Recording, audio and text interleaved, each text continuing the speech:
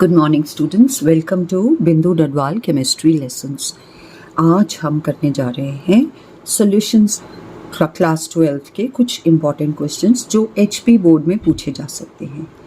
तो इसमें से जो क्वेश्चंस पूछे जा सकते हैं वो मल्टीपल चॉइस क्वेश्चंस हो सकते हैं, उनकी प्रैक्टिस हम करेंगे।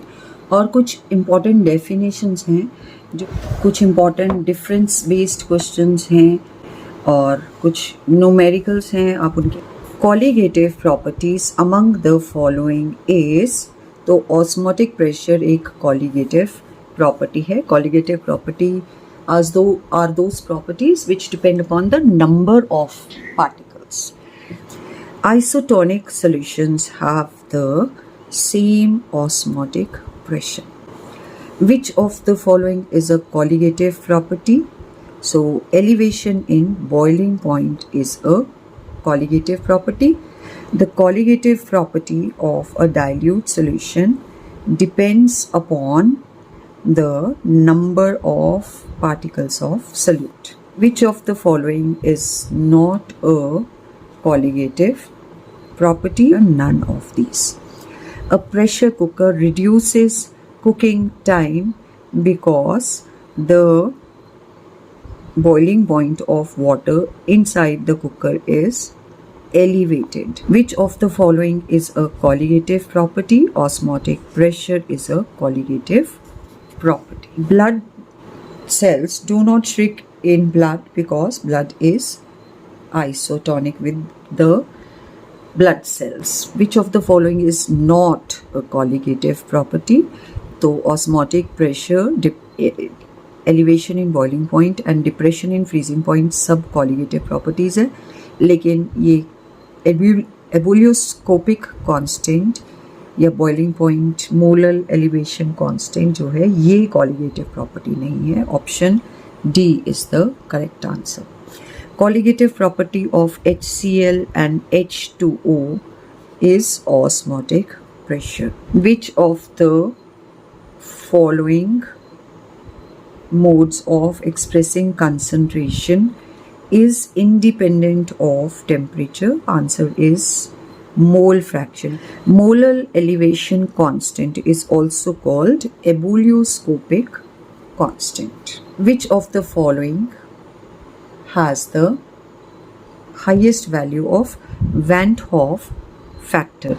तो जितने ज़्यादा आयंस में डिसोसिएट करेगा उतना ही वैन 't Hoff फैक्टर की वैल्यू हाई होगी। कंसंट्रेशन तो सेम है। Option A is the correct answer. इसका वैन 't Hoff फैक्टर की वैल्यू 2 + 3 5 होगी। Isotonic solutions are solutions having the same osmotic pressure. The molality of pure water, अब molality होता है नंबर ऑफ मोल्स पर kg of solvent. तो water में water ही present है और पर kg मीन्स 1000 ग्राम वाटर में कितने मोल्स हो जाएंगे? Mass divided by there molar mass. तो 1000 डिवाइडेड बाय 18 इज 55.5। तो प्योर वाटर की मोलैलिटी होगी 55.5। Mole fraction of a solute in 2.5 molal aqueous solution is, mole fraction होता है number of moles of solute upon total number of moles of solute plus solvent. तो number of moles of solute है 2.5 और total number of moles जो है, क्योंकि molality होती है नंबर ऑफ मोल्स पर kg of solvent, so that means solvent के नंबर ऑफ मोल्स हो जाएंगे mass divided by molar mass, that is 1000 divided by 18, तो विच इज़ 55.5। और 55.5 में आप, क्योंकि सोल्यूट भी प्लस करना है, 2.5 प्लस कर दो तो ये आ गया 58। तो 2.5 divided by total number of moles 58 will give you answer 0.043। तो this is the mole fraction. Then correct expression for elevation in boiling point is delta TB is equal to KB into M. Maximum amount of solid solute that can be dissolved in a given amount of liquid solvent does not depend upon pressure. Low concentration of oxygen in blood of people living at high altitude is due to low atmospheric pressure. The unit of ebullioscopic constant is Kelvin kilogram per mole. Molarity of 900 grams of water is, तो number of moles of water हो जाएंगे 900 upon ये mass upon molar mass which is 18. सो ये आ गया 18 5 90. तो ये 50 moles are dissolved. Negative property of solution depends upon, answer is number of moles of solute. Constant boiling mixtures are called azeotrophs. Which of the following is independent of temperature? Answer is molality. The boiling point of a solvent containing a non-volatile solute is elevated. Which of the following will have highest boiling point? तो जिसमें number of ions dissociation पे सबसे ज़्यादा है उसका boiling point सबसे ज़्यादा होगा, क्योंकि boiling point increases with the increase in number of particles. तो it is a colligative property. तो number of particles इसमें 4 है, so 4 हाईएस्ट इसमें है, तो इसका बॉइलिंग पॉइंट सबसे हाई होगा. Vapor pressure of two liquids P and Q are 80 torr and 60 torr respectively. Total vapor pressure of solution is obtained by mixing 3 moles of P और 2 moles of Q. तो total number of moles हो गए 5. तो P का vapor pressure हो जाएगा 3/5 into 80 और Q का वेपर प्रेशर हो जाएगा 2/5 into 60 और दोनों को हम प्लस कर लेंगे. So this is 48 and this is 24. So 48 plus 24 is 72 torr. This is the answer.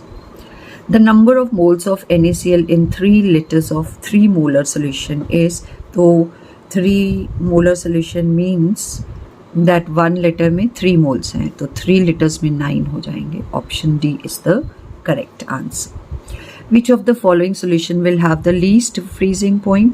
तो क्योंकि depression in freezing point colligative property होता है और ये depend करता है number of particles पे, तो जितनी ज़्यादा particles होंगी उतना ही ज़्यादा depression होगा और freezing point उतना ही कम हो जाएगा. तो जिसमें सबसे ज़्यादा पार्टिकल्स हैं वो है कैल्शियम क्लोराइड. इसमें 1 मोल 3 पार्टिकल्स दे रहा है, जबकि यहाँ पे option D is the correct answer. A 4% solution of sucrose, molar mass 342, is isotonic with 3% solution of substance X. तो molecular mass of X is, क्योंकि ये आइसोटोनिक है, सो दैट मीन्स दैट दोनों का ऑस्मोटिक प्रेशर सेम है और दोनों के जो नंबर ऑफ मोल्स हैं वो भी सेम बन रहे हैं. तो 4% सोल्यूशन मीन्स अगर 4 ग्राम सुक्रोज है तो 4/342 सुक्रोज के नंबर ऑफ मोल्स होंगे. और इस तरह क्योंकि दूसरे सोल्यूशन के नंबर ऑफ मोल्स सेम होने चाहिए और उसके नंबर ऑफ मोल्स होंगे 3 divided by molecular mass of x. So let molecular mass of x be m. तो m की वैल्यू हो जाएगी 3 into 342/4. So this comes out to be 256.5. So option C is the correct answer. अब कुछ definitions करते हैं, important definitions जो आपसे पूछी जा सकती हैं. Van't Hoff factor. तो Van't Hoff factor एक correction factor होता है. इसको हम define कर सकते हैं as the ratio of observed colligative property to calculated colligative property, या alternatively हम इसको define कर सकते हैं as ratio of normal molecular mass to that of experimentally determined molecular mass will give you the Van't Hoff factor. Henry's law states that solubility of a gas in liquid at a given temperature, solubility of a gas in a liquid at a given temperature is directly proportional to partial pressure of the gas in vapor phase. Mathematically अगर vapour gas का vapour pressure जो है P है तो it will be equal to Henry's constant into mole fraction of gas in the solution. Raoult's law. So Raoult's law states that in a solution the vapor pressure of a component at a given temperature is equal to the product of mole fraction of that component into the vapor pressure of pure component. This is for volatile solute. Or in case of a solution containing non-volatile solute, Raoult's law को हम state कर सकते हैं that relative lowering in vapor pressure, that is P naught A minus PS upon P naught A, is equal to the mole fraction of the solute. Mole fraction of the solute in the solution. This is Raoult's law. Colligative property. A property that depends upon the number of solute particles and not on the nature of solute particles is called colligative property. There are 4 such colligative properties. These are relative lowering in vapor pressure, then elevation in boiling point, depression in freezing point, and osmotic pressure. Molal depression constant. तो इसको define करना हो तो molal depression constant is the depression in freezing point of a 1 molar solution. Similarly, molar elevation constant is the elevation in boiling point of 1 molar solution. Osmotic pressure. Minimum excess pressure which must be applied over the solution to just prevent the penetration of pure solvent into the solution through semi-permeable membrane is called osmotic pressure. Molality. The number of moles of a solute present in 1 kg or 1000 gram of solvent is called molality of solution. Molarity. The number of moles of solute present in 1 liter of solution is called molarity. Mole fraction. The ratio of number of moles of a component to the total number of moles of all the component is called mole fraction. Parts per million. So amount of solute present in million parts of the solution is called parts per million. Azeotrope. Such liquid mixtures which have a definite composition, such liquid mixtures which have a definite composition boil at a constant temperature and distill over without any change in its composition are called, without any change in composition are called azeotropes.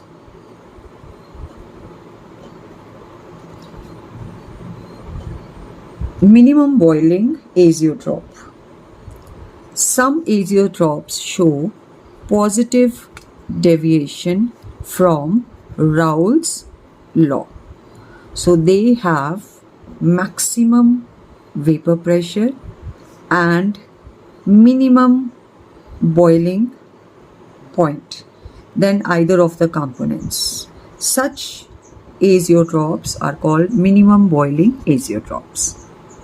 Maximum boiling azeotrophs. Some azeotrophs show negative deviation from Raoult's law. They have minimum vapor pressure and maximum boiling point. Such azeotrophs are called maximum boiling azeotrophs. Ideal solution. A solution which obeys Raoult's law under all temperatures and pressures is called ideal solution. Solubility. The maximum of amount of solute that can be dissolved in 100 grams of the solvent at a given temperature is called the solubility of that solute in that solvent. Vapor pressure of a liquid is the pressure exerted by vapors of that liquid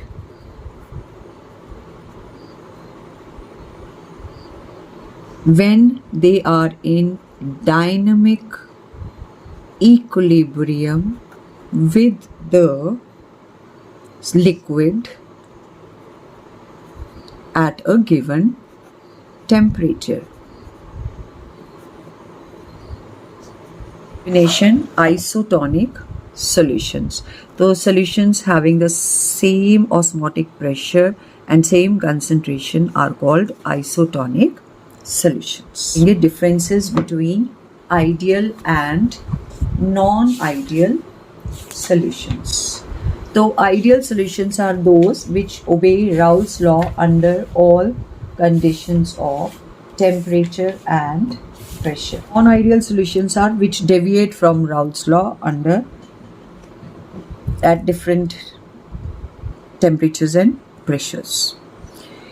The components of ideal solution, मान लीजिए ideal solution A और B से बनी है, तो जो components of ideal solution है उनकी interactions वैसी ही होती हैं जैसे उसके components की interactions होती हैं, ना कम ना ज़्यादा.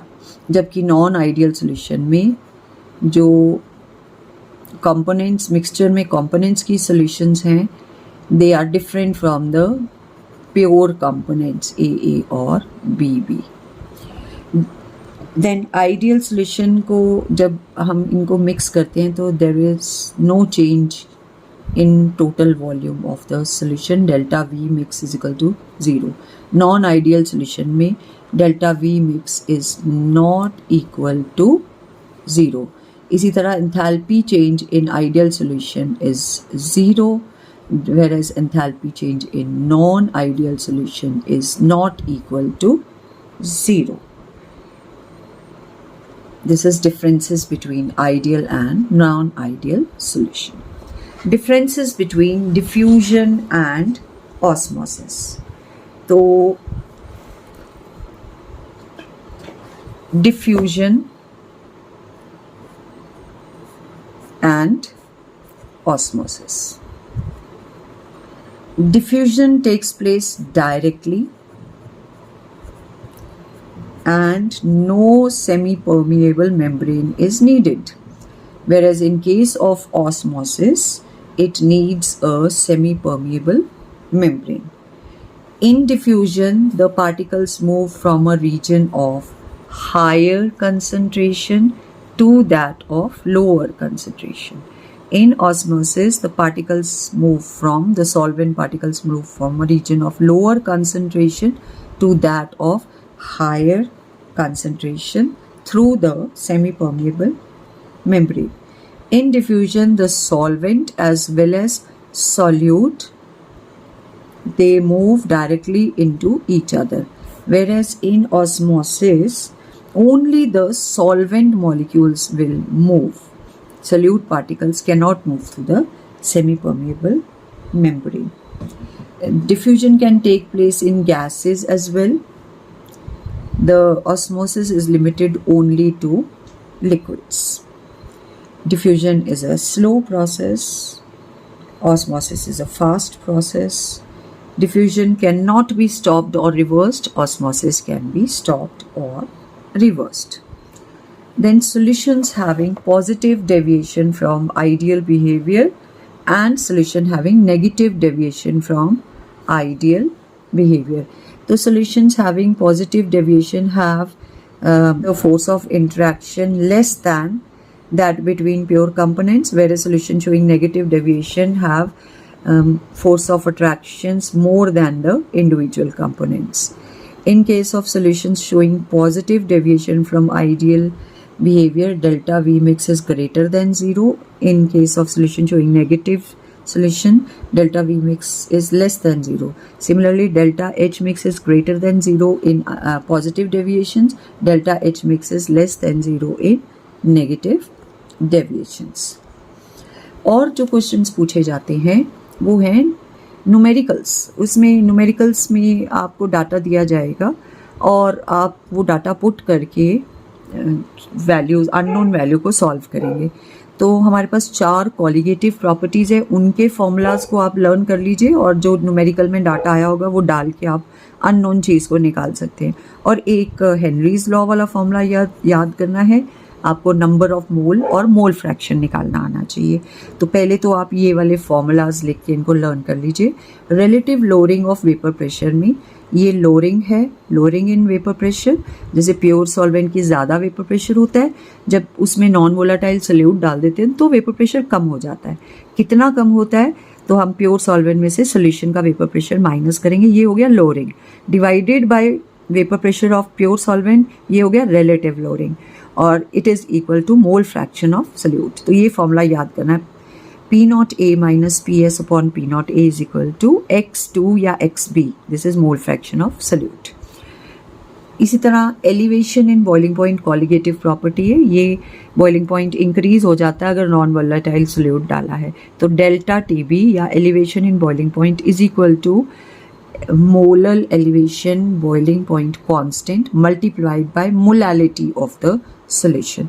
3 में से 2 चीज़ें दी होंगी, तीसरी आपने निकालनी है. इसी तरह डिप्रेशन इन फ्रीजिंग पॉइंट का ये फॉर्मूला है delta T F is equal to K F into M. K F जो है क्रायोस्कोपिक कांस्टेंट या मोलर डिप्रेशन कांस्टेंट है, एम मोलालिटी है और ये डिप्रेशन इन फ्रीजिंग पॉइंट है. एक और न्यूमेरिकल पूछा जा सकता है ऑस्मोटिक प्रेशर से. Pi is equal to C R T. इन 4 चीज़ों में से 3 आपको दी होंगी, चौथी निकालनी होगी. इसके अलावा सी, क्योंकि नंबर ऑफ मोल्स पर गिवन वॉल्यूम होता है तो एन अपॉन वी भी डाल सकते हैं. Pi is equal to N upon V R T भी डाल सकते हैं. इसी तरह मोल फ्रैक्शन होगी number of moles of a component upon total number of moles. और नंबर ऑफ मोल्स कैसे निकालेंगे, जो सॉल्यूट का मास दिया है उसको उसके मोलर मास से डिवाइड करके नंबर ऑफ मोल्स निकालेंगे.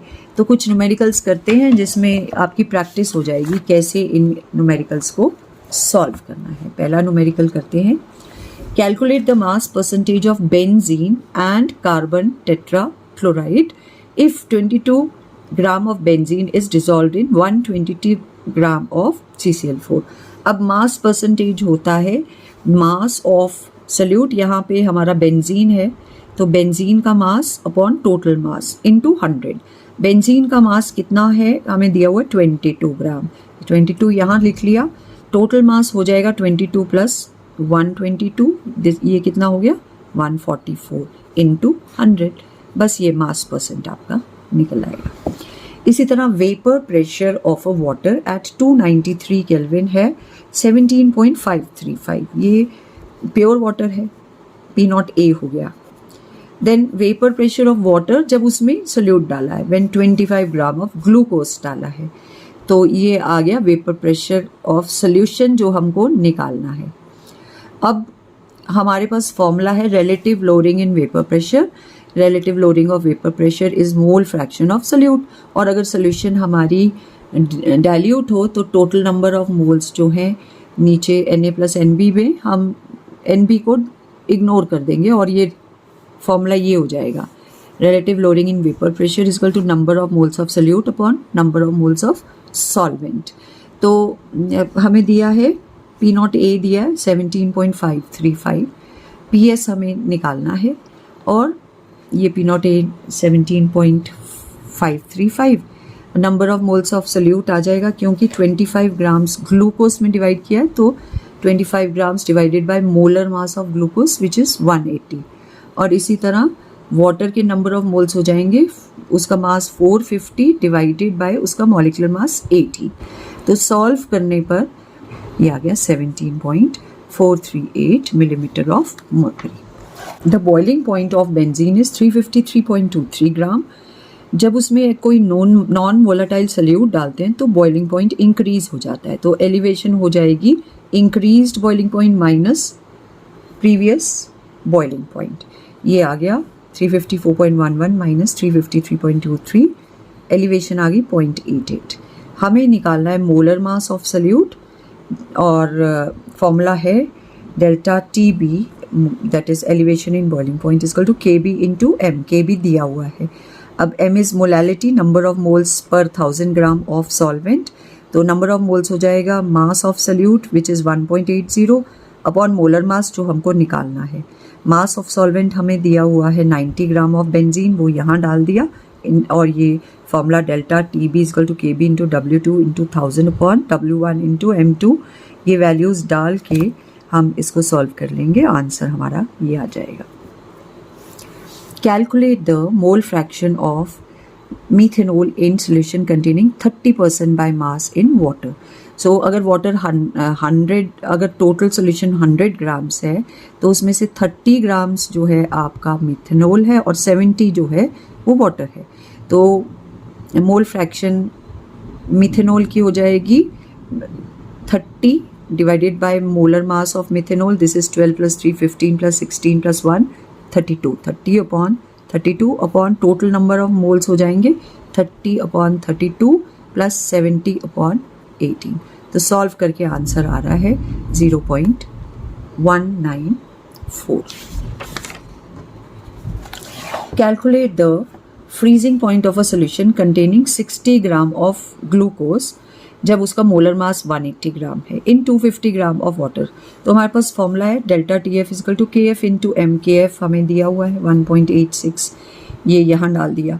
मोलैलिटी हो जाएगी mass of solute which is 60 upon molar mass which is 180 into mass of upon mass of solvent which is 250 into 1000 और ये डेल्टा टी एफ। तो इसको सॉल्व किया तो डेल्टा टी एफ इतना आ गया। अब उसका वाटर का एक्चुअल जो फ्रीजिंग पॉइंट होता है वो 273 होता है, तो डिप्रेशन इतनी है तो जो सोल्यूशन है उसका फ्रीजिंग पॉइंट इसमें से ये माइनस करके इतना आ जाएगा। At what temperature will a 5% solution of glucose develop an osmotic pressure of 7.1 atmosphere? तो osmotic pressure पाई हमें दिया हुआ है, पाई का फॉर्मूला होता है N/V/RT। तो अगर 100 ग्राम हमारा वाटर है तो उसमें 5% ग्लूकोज, 5 ग्राम ग्लूकोज है, तो number of moles of glucose हो जाएगा 5/180। तो हमारे पास फॉर्मूला है pi equal to N/V/RT, pi V equal to NRT, T is equal to ये आ गया पाई VM/WR। तो 7.1 इंटू V आ गया, बिकॉज 100 ग्राम हमने बोला था तो 100/1000.1 आ गया, into M molar mass glucose का 180 है अपॉन मास 5 इंटू ये R की वैल्यू 0.0821। सॉल्व करके टेम्परेचर इतना आ रहा है केल्विन में, इसको हम सेंटीग्रेड में कन्वर्ट कर सकते हैं।